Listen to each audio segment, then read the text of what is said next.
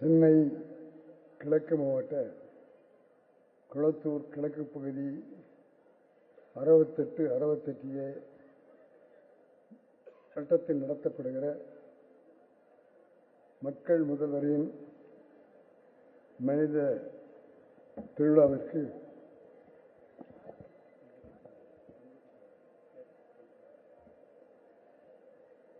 தலைமையேற்றிருக்கிற ஐயா முரளிதரன் அவர்களே,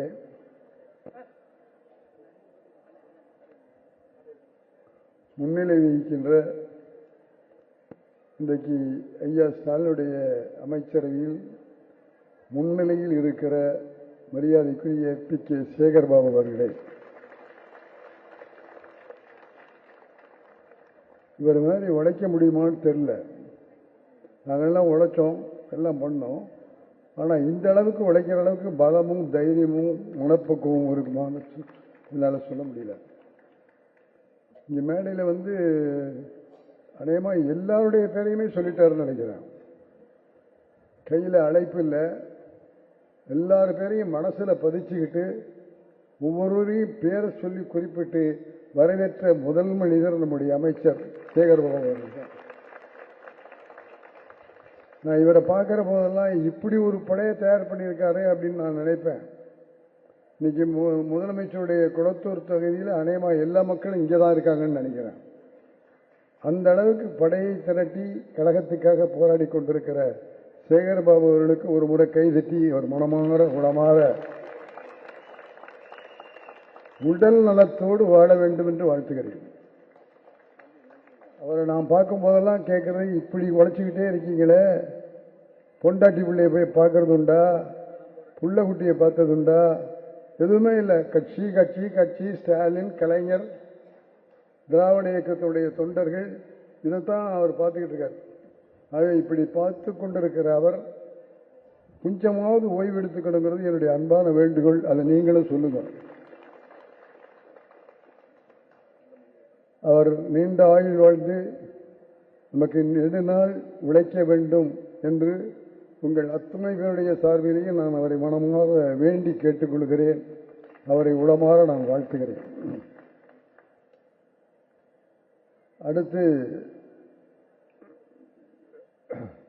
வரவேற்பை நிகழ்த்திய நாகராஜன் ஐயா அவர்கள், வணக்கத்துக்குரிய மேயர் பிரியா அவர்கள், டாக்டர் கலாநிதி வீராட்சி அவர்கள், நானும் அவரும் பார்த்துக்கிட்டு இருக்கமே தவிர பேசுனதே இல்லை. இன்னைக்கு தான் முதல் தடவை பேசியிருக்கேன் அவரோட. ஆகவே பாராளுமன்றத்தில் அவர் நிறைய பேச வேண்டும், நிறைவாக பேச வேண்டும் என்று நான் அவரை வேண்டி கேட்டுக்கொள்ள ஆசைப்படுகிறேன். அடுத்து ஐயா மரியாதைக்குரிய ரங்கநாதன் ஐயா அவர்கள்,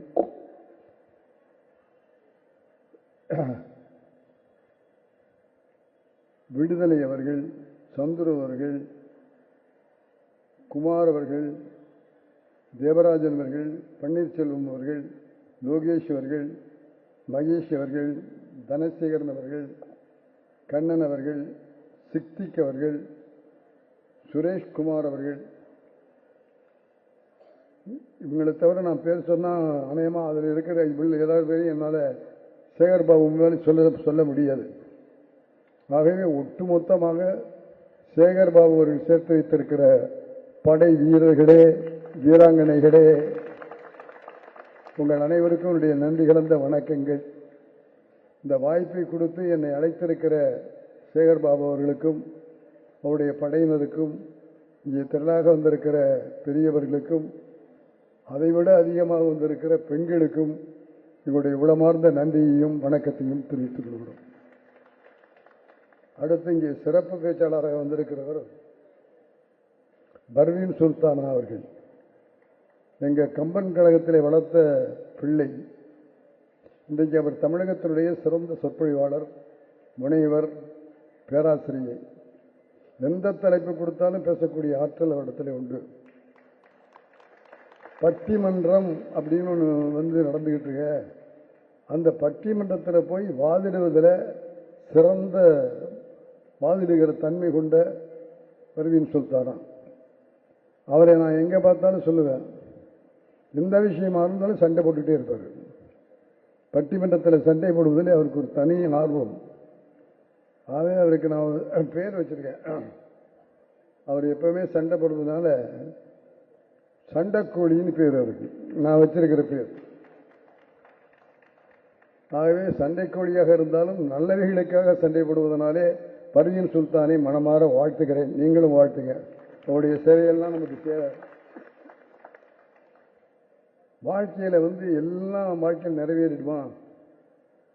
எல்லாம் நிறைவேறிடாது. நான் கிட்டத்தட்ட 71 படங்களை இயக்கியிருக்கிறேன். அதில் அண்ணன் சிவாஜி அவர்களை வைத்து 3 படங்களை இயக்கியிருக்கிறேன். சூப்பர் ஸ்டார் ரஜினிகாந்தை வச்சு 25 படங்களை இயக்கியிருக்கிறேன். உலகநாயகன் கமலஹாசனை வச்சு 10 படங்களை இயக்கிறேன். அதேமாரி இதுக்கு பிறகு விஜயகாந்த், சத்யராஜ், பிரபு, ஜெய்சங்கர், முத்துராமன் சார் இப்படியெல்லாம் சேர்த்து மொத்தம் 71 படங்களை நான் இயக்கி இருக்கிறேன் என்பதை உங்களிடத்தில் மகிழ்ச்சியோடு பதிவு செய்கிறேன். 71 படங்களை இயக்கி இருக்கிற உனக்கு என்ன குறை? எதை வருத்தத்தோடு சொல்ல போற அப்படின்னு கேட்குறீங்களா? இதுக்காரே வைகை புயல் பேச்சிலையும் சரி, வசனத்திலையும் சரி, உடல் வாகலையும் சரி, இந்த ஆக்டிங் அப்படிங்கிறதுக்கு நகைச்சுவையில் செய்கிற காரியங்கள் முத்திரை பதிக்கப்பட்டு இன்றைக்கு வைகை புகழாகவே இருக்கிறார். அவரை வச்சு நான் படம் எடுக்கலை. இவ்வளவு பண்ணியிருக்கேன். ஆனால் அந்த வைகை புயலை வச்சு நான் படம் பண்ணலை. ஒரே ஒரு படம் பண்ணுகிற வாய்ப்பு வந்தது. கவிஞர் வாலி அவர்கள் கதை வசனம் எழுதி வடிவேலு சாரை கதாநாயகனாக போட்டு எடுக்க நினைத்த படம். வசனமெல்லாம் ரெடி ஆயிடுச்சு, டைட்டில்லாம் ரெடி ஆயிடுச்சு. அதுக்கு பெயர் இளையராஜாவின் மோதிரம். இளையராஜாவின் மோதிரம்ங்கிறத வச்சு இளையராஜாவை ஒருத்தர் நினச்சிக்கிட்டே இருந்து அவனுடைய வழிகாட்டுதலில் வாழ வேண்டும்னு நினச்சி அந்த பையன் இளையராஜா இளையராஜான்னு சொல்லியே பெரிய ஆளாக இளையராஜா ஒரு மோதிரத்தை போட்ட உடனே அவர் சிறந்த இளையராஜா பக்கத்தராக வெற்றி பெறுகிறார் என்பதுதான் கதை. அந்த கதையெல்லாம் சொல்லி ஓகே வாங்கி எல்லாம் பண்ணிட்டோம். கடைசியாக Ilaiyaraaja sir sir sir sir Muthuraman sir, என்ன ராஜா, என் பேரில் டைட்டில் வச்சு என்னை வச்சு ஒரு கதை எழுதி படம் எடுக்கிறதுல எனக்கு அவ்வளவு திருப்தி இல்லை, தயவு செஞ்சு அதை விட்டுடுங்க அப்படின்னு இளையராஜா சொன்ன காரணத்தினால அந்த படம் டிராப் செய்யப்பட்டது, எடுக்காமல் விட்டுட்டோம். ஆகவே நம்ம வடிவேலோடு நான் டைரக்ட் செய்ய வேண்டிய வாய்ப்பு நான் இழந்து விட்டேன். ஆனால் ஒன்று சொல்லுகிறேன், இன்னும் நேரம் காலமும் சரியா இருந்தா நானும் நீங்களும் நிச்சயமா சந்திக்கணும் அப்படின்னு இந்த மக்கள் பதிவு செய்து கொள்ள ஆசைப்படுகிறேன். அடுத்து நான் விஷயத்துக்கு வர்றேன். மாண்புமிகு முதலமைச்சர் முத்துவேல் கருணாநிதி ஸ்டாலின் அவர்களுடைய பிறந்த நாளுக்கு முதலில் அவர் நீண்ட ஆயுளோடு நலத்தோடு சுகமாக மன அமைதியோடு இந்த இறுக்கங்களெல்லாம் கொண்டு தரையில் ஏற்றுக்கொள்ளாமல் அமைதியாக வாழ வேண்டும் என்று நான் மட்டுமல்ல மேடையில் இருக்கிறவர்களையும் உங்களையும் சேர்த்துக்கொண்டு வாழ்க வாழ்க வாழ்க என்று வாழ்த்துகிறேன். நம்முடைய ஸ்டாலின் அவர்களை செதுக்கிய சிற்பிகள் அப்படின்னு அவர் ஸ்டாலின் அவர்களே எழுதியிருக்கிறார்கள். சுயமரியாதை கொள்கை கொண்ட தந்தை பெரியார். கைதட்ட மாட்டீங்களா? அவரை நமக்கு கிடைச்சிருக்கிற ஸ்டாலினை யார் யார் இப்படி சிற்பமாக ஆக்கினார்கள் என்றால் ஸ்டாலின் சொல்ற ஸ்டேட்மெண்ட், என்னை சிற்பிகளாக ஆக்கியவர்கள் சுயமரியாதை தந்தை பெரியார். தினமான எழுச்சியை உண்டாக்கிய பேரறிஞர் அண்ணா.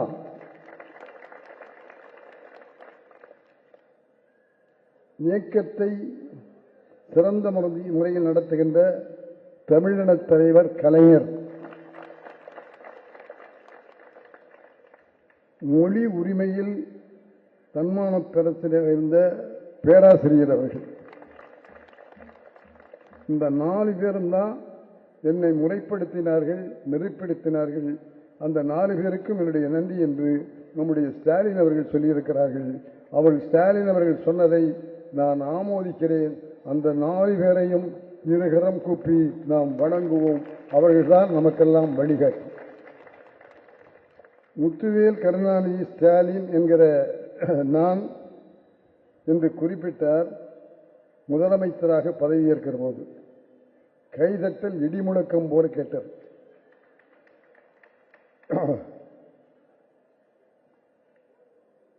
அடுத்த 10 நிமிடத்தில் வலைத்தளத்தில் அவர் கொடுத்த அறிக்கை வருகிறது. நான் இப்போது தமிழ்நாட்டின் முதலமைச்சர் ஸ்டாலின் பேசுகிறேன். ஒரு விஷயத்தை உங்களிடத்தில் சொல்ல ஆசைப்படுகிறேன். நான் திராவிட குடியைச் சேர்ந்தவன். நான் திராவிட குடியைச் சேர்ந்தவன். நான் திராவிட இனத்திலிருந்து வந்தவன் என்று மு.க. ஸ்டாலின் அவர்கள் தமிழக முதலமைச்சரானவனே மக்கள் கொடுத்த முதல் செய்தி இந்த செய்தி தான். ஆகவே நாம் திராவிட இனம், நம்முடைய குடிமக்கள் திராவிட இனத்தைச் சேர்ந்தவர்கள் என்று சொன்னார். அப்படி சொன்னார் என்றால் அதனுடைய வேர் எங்கே இருக்கிறது தெரியுமா? பேரறிஞர் அண்ணா அவர்கள் மாநிலவையில் முதல் பேசுகிறார். முதல் பேசுகிற போது அண்ணா சொன்ன முதல் வார்த்தை, நான் திராவிட குடியிலிருந்து வந்திருக்கிறேன், திராவிட இனத்திலிருந்து வந்திருக்கிறேன், திராவிட மண்ணிலிருந்து வந்திருக்கிறேன் என்று அண்ணா அவர்கள் சொன்ன விஷயத்தை அப்படியே எடுத்துக்கொண்டு ஸ்டாலின் அவர்கள் சொன்னார். ஏன் இப்படி சொல்றேன் அப்படின்னா, இப்ப சொல்ல பயப்படுறாங்க. தைரியமா சொல்லாம இருந்ததுனாலதான் நமக்கு இந்த நல்லா வந்திருக்கு. அதை உடைச்சு நான் சொல்லுவேன்னு சொன்னார் நம்முடைய ஸ்டாலின் அவர்கள். அதற்காக, அந்த துணிவுக்காக அவரை வாழ்த்த வேண்டும். வாழ்க வாழ்க என்று நாம் முழங்க வேண்டும் என்று உங்களை கேட்டுக்கொள்ள ஆசைப்படுகிறேன். அதன் பிறகு நம்முடைய ஐயா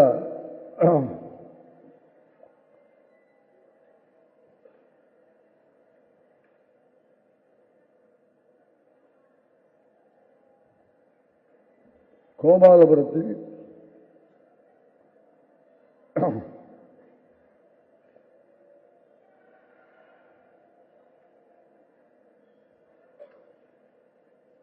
இளைஞர் திமுக அப்படின்னு ஒரு அமைப்பை ஆரம்பிக்கிறார்.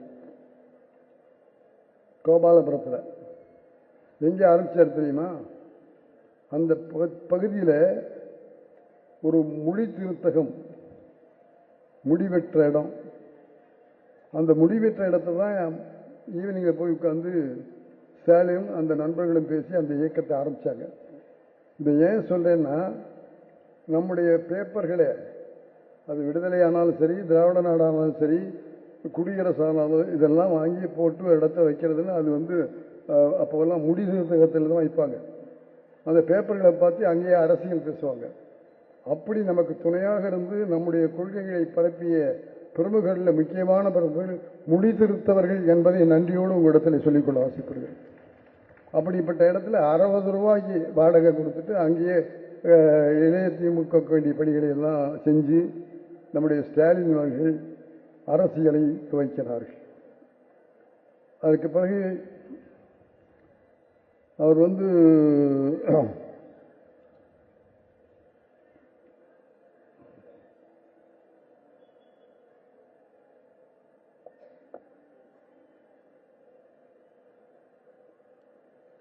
அப்படி வந்து கொண்டு இருக்கும் போது விருகம்பாக்கத்தில் திராவிட முன்னேற்ற கழகத்தினுடைய மகாநாடு நடந்தது. அந்த மகாநாட்டில் தேர்தலில் நிற்பது அப்படிங்கிற முடிவுக்கு வந்தாங்க. அப்போ அண்ணா கேட்டாங்க, எல்லாரும் தேர்தலில் நிற்கணும்னு சொல்றீங்க, ஆனால் அந்த தேர்தல் செலவு பண்ணுறதுக்கு பணம் வேணுமே, நம்மகிட்ட பணம் இல்லையே, டீ குடிக்கிறது கூட நம்மகிட்ட சரியாக காசு இல்லையே அப்படின்னு அண்ணா கேட்டபோது, எவ்வளவு செலவாகணும் அண்ணா கேட்க, அவர் கிட்டத்தட்ட 10 லட்சம் ரூபாயாவது குறைஞ்சது வேணும் அப்படின்னு அண்ணா அவர்கள் சொன்னாங்க. உடனே கலைஞர் சொன்னார், அண்ணா அந்த பொறுப்பை எங்கிட்ட கொடுங்க, நான் பார்த்துக்கிறேன்னு கலைஞர் அண்ணாவிடத்தில் சொன்னார். 10 லட்சம் ரூபா அப்போ வேணும்னு கேட்டது.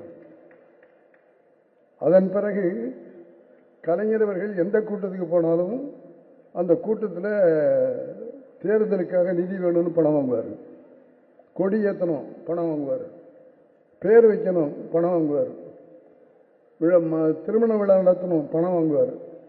கலைஞர் எந்த நிகழ்ச்சிக்கு போனாலும் தேர்தல் நிதியிலே பணம் கலெக்ட் பண்ணிட்டு வந்தார். கலெக்ட் பண்ணிட்டு வந்து அந்த மாநாட்டின் போது அண்ணாவிடத்துல, அண்ணா நீங்க 10 லட்சம் கேட்டீங்க, 11 லட்சம் கொடுக்கிறேன்னு 11 லட்சத்தை கலைஞர் அவர்கள் கொடுத்தார். அதை நன்றி அண்ணா எப்படி நன்றி சொன்னார் தெரியுமா? அந்த வேட்பாளர்களுடைய பெயரெல்லாம் ஒவ்வொரு தொகுதிக்கு யாராருன்னு சொல்லிட்டே வந்தார். சைதாப்பேட்டை தொகுதி பேர் சொல்லல, மிஸ்டர் 11 லட்சம். கைதட்டு பத்தாது, 11 லட்சம் கொடுத்த கலைஞருக்கு தட்டுற கைதட்டா இது?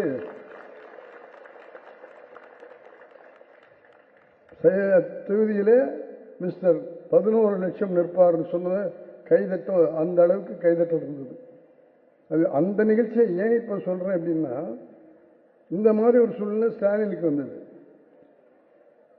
அன்பகத்தில் தான் முதல்ல நம்முடைய திராவிட முன்னேற்ற கழகத்தினுடைய தலைமையகம் இருந்தது. அன்பகத்திலிருந்து அறிவாலயத்தை வாங்கின பிறகு அன்பகத்திலிருந்து திராவிட முன்னேற்ற கழகம் அறிவாலயத்துக்கு மாற்றப்பட்டது. மாற்றப்பட்ட அன்பகம் ஃப்ரீயாச்சு. ஃப்ரீயான உடனே அந்த அன்பகத்தை எப்படி பயன்படுத்துறது பேசுகிற போது திராவிட முன்னேற்ற கழகத்துடைய தொழிற்சங்கம், திராவிட முன்னேற்ற கழகத்தில் இருந்த இளைஞரணி, இவங்க எல்லாருமே கலைஞத்தை எங்களுக்கு வேணும் எங்களுக்கு வேணும்னாங்க. ஒவ்வொருத்தரும் எங்களுக்கு வேணும்னு சொன்னால் அதை எப்படி கொடுக்க முடியும்ப்பா? இருக்கிறது ஒரு கட்டடம் தான். அதுக்கு நான் ஒரு வழி சொல்றேன். 10 லட்சம் ரூபாய் யாரு கொடுக்குறீங்களோ அவங்களுக்கு அன்பகத்தை பணியாற்றுகிற அலுவலகமாக அது கொடுக்கப்படும். 10 லட்சம் ரூபாய் யாரு கொடுக்குறீங்கன்னு கேட்டாரு. அதுல போட்டி வச்சாரு, எல்லா அமைப்புக்கும் போட்டி வச்சாரு.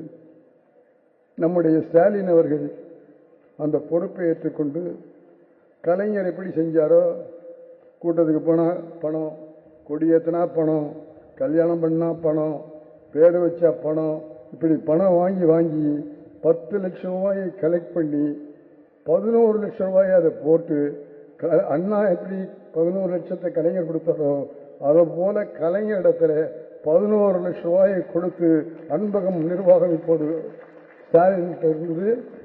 இப்போ தம்பி உதயநிதி ஸ்டாலினுக்கு போயிருக்கு. இப்ப அந்த அன்பகம் உதயநிதி ஸ்டாலினுடைய பொறுப்புல சிறப்பா நடந்துகிட்டு இருக்கிறதையும் உங்ககிட்ட நான் சொல்லிக்கொள்ள ஆசைப்படுறேன். அதன் பிறகு நான் சொல்ல நினைப்பது,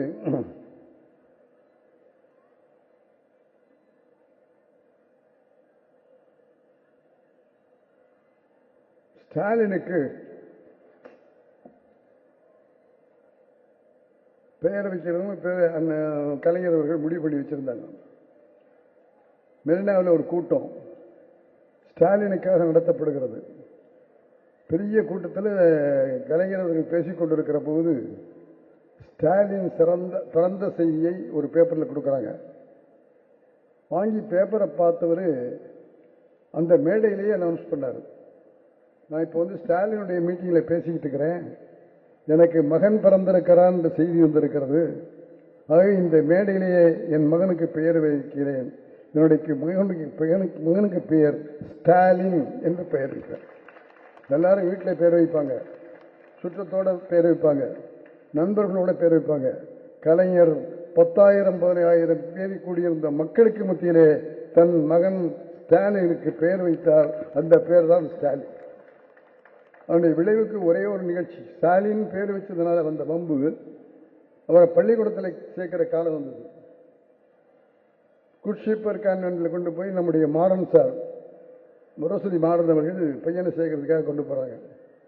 கொண்டு போன உடனே அந்த பிரின்சிபால்கிட்ட சேர்க்கணும்னு சொல்லும்போது மனு எழுதுறாங்க. எழுதும்போது பேரு பார்த்து ஸ்டாலின் எழுதி கொடுக்குறாரு. கொடுத்த உடனே அவங்க சார் ஸ்டாலின் பேர் வச்சா எங்க பள்ளியில் சேர்க்க மாட்டோம், பேரை மாத்துங்க அப்படின்னு சொன்னார். மாறன் சார் கலைஞர்கிட்ட பேரை மாற்ற சொல்றாங்கன்னாரு. பேரை மாற்ற மாட்டேன், பள்ளியை பள்ளியை மாத்தினார். ஆகவே கலைஞர் எந்த அளவுக்கு உறுதியா இருந்தா அந்த அளவுக்கு கொள்கையில உறுதியா இருந்ததுனால நிச்சயமா அந்த ஸ்டாலினுடைய பேர் மாற்றப்பட்ட பள்ளியை மாத்தின ஆரம்பத்திலேயே போராட்டம் தான், பேர்லயே போராட்டம். அதே போல திமுக கூட்டங்களில் கொஞ்சம் கொஞ்சமாக பேச ஆரம்பிக்கிறார் ஸ்டாலின். அந்த ஆசை பேசணும், அந்த கொள்கையை பரப்பணும், அந்த முடிவெல்லாம் வந்தபோது நிறைய கூட்டங்களில் பேசிக்கிட்டு இருக்காரு. கோவையில் மாணவர் மகாநாடு நடக்குது, அங்கே போகிறாரு. அங்கே போய் அப்போ சாதாரண ஸ்டாலின், அவருக்கு பேசுறதுக்கு பேர் போடல. அங்கே இருந்த தலைவரிடத்தில் சொல்லி நான் ஒரு 2 நிமிஷமாவது பேசணும் அப்படின்னு அந்த தலைவரை கேட்குறாரு. அவர் 2 நிமிஷம் தானே, சரி பரவாயில்ல பேசுங்கன்னு சொல்லிடுறாங்க. அவர் பேசினார், மாணவர்களே நாம் மாநாடு கூடி கலைஞ்சி போகக்கூடாது. இந்த மாநாடு கூடி போனால் நமக்கு கொள்கையில் நாம் ஏதாவது செய்யணும். நான் ஒரு உறுதியை சொல்ல ஆசைப்படுறேன். இந்த கொள்கைக்காக என்னுடைய உயிர் தேவைப்பட்டால் அந்த உயிரையும் இந்த கொள்கைக்காக கொடுப்பேன் என்று மாநாட்டு மேடையிலே அவர் அறிவித்தார். இதை பார்த்த கலைஞர் பையன் படிப்பை கெடுத்துக்கிட்டுருவான் அப்படின்னு பயந்துட்டார். அந்த மேடையிலேயே சொன்னார், மாணவர்களாக இருக்கிற நீங்கள் எல்லாரும் சேர்ந்து இந்த மாதிரி கொள்கைக்காக போராடுறோம், உயிரை கொடுக்குறோம் அப்படின்லாம் சொல்கிறீங்க. தயவு செஞ்சு இந்த நிலையில் அரசியலுக்கு நீங்கள் வராதீங்க. அரசியலை கற்றுக்குங்க, அரசியல்னா என்னன்னு புரிஞ்சுக்குங்க, அரசியலை படிங்க. அப்படிலாம் படித்து பட்டம் வாங்கின பிறகு கழகத்துக்கு வாங்க, கட்சியை வளருங்க, கொள்கைக்காக உயிரை கொடுங்க என்று மேடையிலேயே சொன்னார். அது சொன்னது எல்லா மாணவர்களுக்குமாக மட்டும் அல்ல, ஸ்டாலினுக்காகவும் சொன்னார். இது ஸ்டாலின் காதில் வாங்கினாரானா? இல்லை. பழையபடியும் அதே எண்ணம், அதே உழைப்பு, அதே போராட்டம், அப்படி தான் வாழ்க்கை இருந்தது. அப்புறம் எப்படியோ கஷ்டப்பட்டு எல்லாம் பண்ணி சத்தம் போட்டு, எம்ஜிஆர் சத்தம் போட்டு அப்பா சொல்கிறபடி கேளு அப்படின்லாம் கேட்டு அதன் பிறகுதான் அவர் பட்டம் படித்து அந்த பட்டத்தை அவர் வாங்கினார். அப்படிப்பட்ட நம்முடைய கலைஞர் முரசொலிக்காக அவர் செஞ்ச பணிகள்லாம் கேட்டீங்கன்னா, முரசொலி தான் கலைஞருடைய மூத்த பிள்ளை. கலைஞரை போய் உன் பிள்ளை யாருன்னு கேட்டால் மூத்த பிள்ளை முரசொலின்னு சொல்லுவார். அந்த முரசொலிக்கு ஆசிரியர் கலைஞர், துணை ஆசிரியர் முரசொலி மாறன். அமிர்தம் அவருடைய அக்கா பையன் எங்களுடைய ஒளிப்பதிவாளர், அவர் தான் புகைப்பட கலைஞர். அதே போல செல்வம் பல கட்டுரைகளை எழுதுவார். ஆகவே முரசொலியை வளர்த்த பெருமை கலைஞருடைய குடும்பத்தையே சாரும். அந்த முரசொலியில் போய் நம்முடைய ஸ்டாலின் அவர்கள் சேர்ந்து பார்சல் கட்டுறது, அனுப்புறது, தினப்பலன் ஒரு பகுதியை ஆரம்பித்து அந்த தினப்பலன் என்னென்ன இந்த நாட்டில் நடக்குங்கிறத அந்த விஷயங்களை எல்லாம் சொல்லி கட்டுரைகள் எழுதுவது, இப்படி முரசொலியோடு தன்னை இணைத்து கொண்டு கழகத்துடைய கொள்கைகளை முரசொலித்தார் ஸ்டாலின் என்பதை உங்களிடத்திலே பதிவு செய்து கொள்ள ஆசைப்படுறேன். ஆகவே ஒரு குடும்பமே ஒன்றா சேர்ந்து பணியாற்றினாங்க அப்படின்னா அது முரசொலிக்கு கிடைச்ச பெரிய பேர். அதன் பிறகும் நம்முடைய ஸ்டாலின் அவர்கள் நாடகத்துறையில், திரைப்படத்துறையில், தொலைக்காட்சி துறையில், இப்படி எல்லாத்துலேயுமே பணியாற்றினார், தொண்டு செய்தார். அதன் மூலமாக கழகத்தினுடைய கொள்கைகளை பரப்பினார். அப்படிப்பட்ட அவர் சினிமாவையும் தயாரித்தார், தயாரிப்பாளர் சினிமாவில். ஆக மொத்தத்தில் ஸ்டாலின் அவர்கள் அரசியலுக்கு மட்டும் சொந்தக்காரர் இல்லை, திரைப்படத்துறையைச் சேர்ந்த எங்களுக்கும் அவர் சொந்தக்காரர் என்பதை மகிழ்ச்சியோடும் பெருமையோடும் நன்றியோடும் இங்கே நான் சொல்லிக்கொள்ள ஆசைப்படுகிறேன். அவர் மட்டுமில்லை, அவருடைய புள்ள தயாநிதி மாறன், அவர் இன்னைக்கு தயாரிப்பாளர், நடிகர், தயாரிப்பாளர்னு அந்த வரிசை, அந்த ரத்தம், கலைஞருடைய ரத்தம் அப்படியே தொடர்கிறது. ஆகவே திரைத்துறையினுடைய சார்பில் நாங்கள் எங்களுடைய உளமார்ந்த நன்றியை கலைஞருக்கும், ஸ்டாலின் அவர்களுக்கும், உதயநிதி மாறன் அவர்களுக்கும் எங்களுடைய மனமார்ந்த வாழ்த்துக்களையும் நன்றியும் திரைப்படத்துறையினுடைய சார்பிலே தெரிவித்துக் கொள்கிறோம். அதே போல திரைப்படத்துறைக்கும் கலைஞர் செய்யாத உதவிகள் இல்லை, அவ்வளவு உதவி செஞ்சிருக்கார் கலைஞர். அதே போல ஸ்டாலின் அவர்களும் தொடர்ந்து உதவிகள் செய்து கொண்டு வருகிறார். முக்கியமாக இப்போது சமீபத்தில் நவீன திரைப்பட ஸ்டுடியோ ஒன்றை பூந்தமல்லியில் கட்டுவதற்கு ஒப்புக்கொண்டிருக்கிறார். நல்ல கைதட்ட எங்களுக்கு கிடைச்சிருக்கிற பெருமை, அதை உங்களோட நான் பகிர்ந்து கொள்ளணும்னு ஆசைப்படுறேன். அதே போல தமிழறிஞர்களுக்கு விருது, கலைஞர்களுக்கு விருது, யார் யார் வாழ்க்கையில் முன்னிலையில் நிற்கிறாங்களோ அவங்க எல்லாருக்கும் விருது.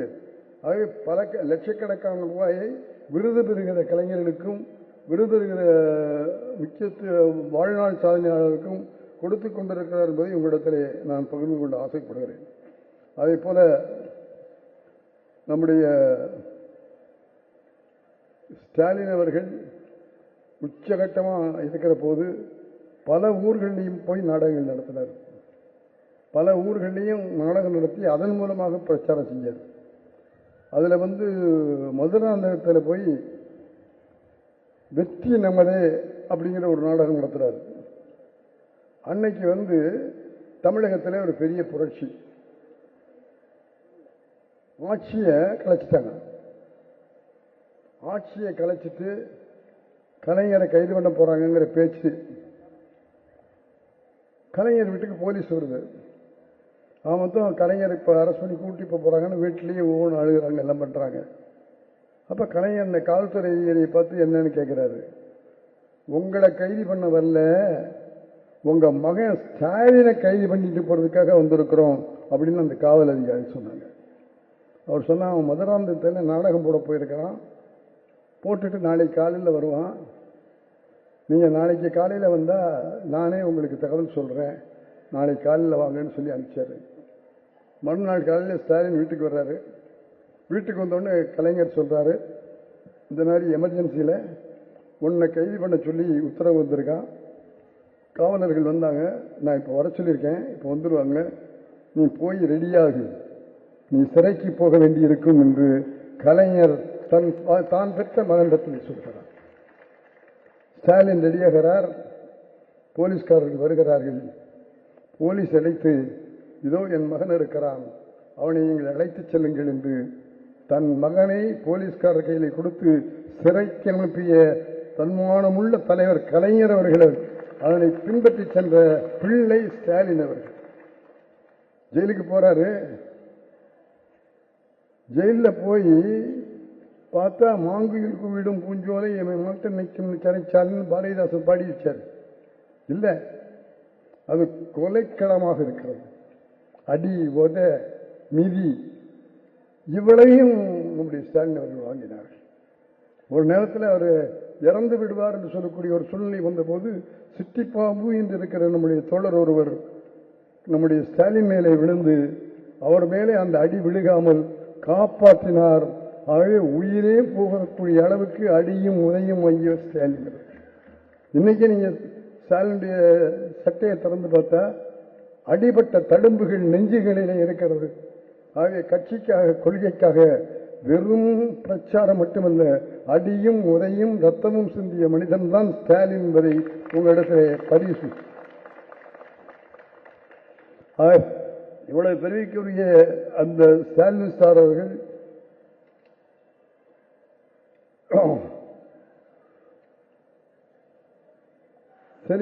சிறையிலிருந்து வெளியே வர்றாரு. அந்த அழிவற்ற தழும்புகள் எல்லாம் தன் தந்தையிடத்திலே காட்டுகிறார். போர்க்களத்திலே போய் வெற்றி பெற்று வந்த வீரனை போல அந்த தழும்புகளை பார்த்து, தன் மகனுடைய தழும்புகளை பார்த்து கலைஞர் அவர்கள் பெருமையும் மகிழ்ச்சியும் அடைகிறார்கள். அதன் பிறகும் அவர் கலைஞர் இவன் அரசியலை தவிர வேற எங்கேயும் போக மாட்டாங்கிற முடிவுக்கு வந்த உடனே அரசியல் பயிற்சி கொடுக்க ஆரம்பிக்கிறார்.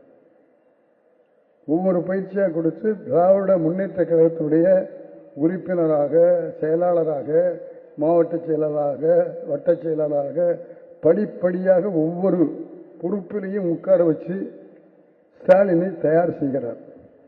அப்படியெல்லாம் தயார் செய்கிற போது கலைஞர் எப்பவுமே நல்லா தெரியும், யார் வேலை செய்கிறா, யார் வேலை செய்கிற மாதிரி ஏமாத்துறாங்கிறது தெரியும். நான் பல கூட்டங்களில் சொல்லியிருக்கேன், கலைஞர்கிட்ட மட்டும் நீங்கள் போய் முன்னால் நின்றுக்கிட்டு அவர் படத்தை சட்டப்பையில் வச்சுட்டு நீங்கள் வேலை செய்வீங்கன்னு ஒத்துக்க மாட்டார். நீ கடுமையாக வேலை செஞ்சால் அவர் கடுமையாக வேலை செய்யலான்னு தெரியும். உனக்கு எப்போ என்ன செய்யணுங்கிறதும் கலைஞருக்கு தெரியும். ஆகவே அப்படி தன் மகன் கட்சியில் படிப்படியாக வளர்ந்து வருகிற போது முழு பயிற்சியும் கொடுத்து, அரசியல் அனுபவங்களை கொடுத்து, அரசியலை கற்றுக் கொடுத்து அவரை மேயராக, இந்த அம்மா இருக்கிற பதவியில் கைதட்டி, இந்த அம்மா பதவி அன்னைக்கு ஸ்டாலினுக்கு கொடுக்கப்பட்டது. அதுக்கு பிறகு அமைச்சர் பதவி, அதுக்கு பிறகு துணை முதலமைச்சர் பதவி, இப்படி எல்லாம் வளர்த்து ஸ்டாலினை ஆளாக்கி இன்றைக்கு நம்முடைய முதலமைச்சர் ஸ்டாலின் என்று ஆக்கியிருக்கிறார். அன்னைக்கே கலைஞர் நினைச்சிருந்தா தன்னுடைய மகனை அந்த நாற்காலியில் உட்கார வச்சிருக்க முடியும், செய்யல. தொண்டனாக படிப்படியா வளரணும்னு சொல்லி படிப்படியா வளர்த்து படிப்படியா ஆளாக்கி அவனை தயார் செய்து அந்த தொண்டன் முதலமைச்சராக ஆனான் என்பதுதான் செய்தி. ஆகவே கலைஞர் தன்னுடைய மகன் அப்படி உட்கார வைக்கல, தன்னுடைய மகனை தயார் பண்ணி நாட்டுக்கு தேவையானவன் ஆவான் அப்படின்னு சொல்லி இதனால் இவன் முடிக்கும் என்றாய்ந்து அதனை அவனுக்கு விடல் என்று சொன்னான். இந்த காரியத்தை அவன் செய்வான்னு தெரிஞ்சுக்கிட்டு அவங்கிட்ட கொடுக்கணும். அது மாதிரி ஸ்டாலின் இந்த காரியத்தை செய்வான் என்று உணர்ந்த பிறகுதான் அவரை மந்திரியாகவும் துணை முதலமைச்சராகவும் இன்றைக்கு முதலமைச்சராகவும் ஆக்கியிருக்கிறார். ஆகவே கலைஞருடைய மகன் ஸ்டாலின் முதலமைச்சர் என்பதை விட கழகத்தினுடைய தொண்டன் ஸ்டாலின் முதலமைச்சர் என்பதை உங்களிடத்திலே நான் பதிவு செய்து கொள்ள ஆசைப்படுகிறேன். அடுத்து இங்கே பேசும்போது எல்லாரும் கலாநிதி சொன்னார், அடுத்த எலெக்ஷன் இருக்கு, அடுத்து 24 பாராளுமன்ற எலெக்ஷன், 26 சட்டசபை எலெக்ஷன். இதையெல்லாம் சொல்லுகிற போது நான் உங்களிடத்தில் ஒரு வேண்டுகோள் வைத்துக் கொள்ள ஆசைப்படுகிறேன். நம்முடைய ஸ்டாலின் அவர்களும் திராவிட இயக்கமும் இந்த தொண்டர்களும் அந்த அளவு உழைத்துக் கொண்டிருக்கிறார்கள். நமக்கு நிறைய எதிர்ப்பும் இருக்கிறது. இதையெல்லாம் தாண்டி வரணும் அப்படின்னா அந்த எதிர்ப்புகளையெல்லாம் தாண்டி நாம் வெற்றி பெறணும். 24 ஆனாலும் சரி, 26 ஆனாலும் சரி, அந்த வெற்றிகளை தேடி கொடுத்தால்தான் தந்தை பெரியார், பேரறிஞர் அண்ணா, கலைஞர், ஸ்டாலின் இவங்களெல்லாம் உழைக்கிற உழைப்புக்கு கிடைத்த வெற்றியாக அது அமைய வேண்டும் என்று உங்களிடத்தில் சொல்லிக்கொள்ள ஆசைப்படுகிறேன். இன்னொரு விஷயத்தையும் சொல்லிக்கொள்ள ஆசைப்படுகிறேன். 24, 26 நாம் வெற்றி பெறுவது தமிழக முதலமைச்சர் ஸ்டாலின் அவர்கள் நிச்சயமாக வெற்றி பெறுவதற்கான வழிவகையை நமக்கு அமைத்துக் கொடுப்பார்கள். தமிழகத்தினுடைய வெற்றி மட்டும் போதாது. நம்பி கலாநிதி இருக்கிற நேரத்தில் சொல்றேன், பாராளுமன்றத்தில் எல்லாம் என்ன நடக்குது, எப்படி நடக்குது, நாம ஜனநாயகத்தில் இருந்து பாதை தவறி சர்வாதிகாரத்தை நோக்கி போகிறோமா என்கிற பயம் இருக்கிறது.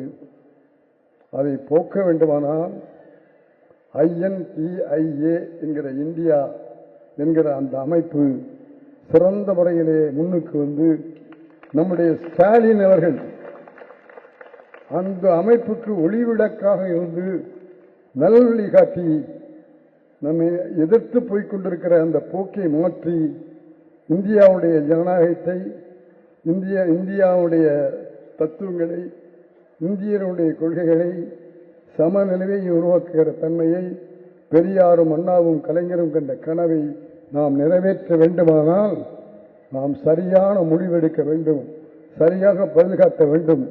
ஒவ்வொருவரும் தனக்குள்ள முழு பலத்தையும் உபயோகித்து வெற்றி பெற வேண்டும் என்ற செய்தியை உங்கள் மத்தியிலே ஸ்டாலின் பிறந்த நாள் அன்றைக்கு உங்கள் மத்தியிலே வைத்து அவ்வளவு பேரும் சிறந்து தொண்டாற்றினால் இந்த பெண்கள்லாம் வருவாங்களா? இவ்வளவு கூட்டம், பெண்கள் கூட்டம் வருமா? எப்படி வந்தது? எப்படி கொண்டாந்தோம்? திராவிட இயக்கத்துடைய முரசுகளும் பேச்சுக்களும் எழுத்துக்களும் தான் இவ்வளவு பெண்களை இங்கே கூட்டி வைத்திருக்கிறது. முடியும் என்று முயற்சி செய்தால் முடியும், முடியுமா என்று முயற்சி செய்தால் முடியாது. ஆகவே உங்க எல்லாரையும் நான் வேண்டி கேட்டுக்கொள்ள ஆசைப்படுகிறேன். முடியும் முடியும் முடியும் என்ற நம்பிக்கையோடு செயல்படுவோம். 24ம் 26ம் நமக்குத்தான் என்பதை கூறி இந்த வாய்ப்புக்கு நன்றி கூறி நம்முடைய உழைப்பு நிச்சயமாக பயன்பெறும். இந்த ஒருமைப்பு இது மேலே கீழே அதெல்லாம் விட்டுடுங்க. நம்ம நினைக்கிறதா நடக்கும். ஆகவே இந்த ஒருமைப்பாட்டை உருவாக்கி இந்தியாவுடைய ஜனநாயகத்தை காப்போம் காப்போம் என்று சொல்லி விடைபெறுகிறேன். வாய்ப்புக்கு நன்றி, வணக்கம்.